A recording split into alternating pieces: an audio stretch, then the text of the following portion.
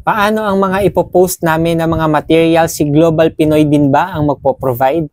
Hello mga ka-travel, this is Paul of Global Pinoy Travel and Tours. And yes na yes po, once you are a franchisee na of Global Pinoy Travel and Tours, meron na ho tayong mga ready-made na mga marketing and digital materials na pwedeng-pwede na ho nating i-grab, pwede nating kopyahin, and syempre, pwedeng-pwede nating i-post and i-share sa sarili nating mga social media katulad ng Facebook, or depende kung meron kang Facebook page no, na gagawin, or sa TikTok, and kahit saan man. No? Kasi allowed po yan ni Global Pinoy once franchisee na tayo. So katulad po nito, lalagay ko sa screen natin, yan po yung mga tour packages na pwede nating kopyahin, pwede nating i-repost, and kagandahan dyan guys, yung mga presyong naka-indicate dyan, kasama na po dyan yung ating income. No? Kaya wala ka nang i-edit. Siguro yung contact details mo na lang.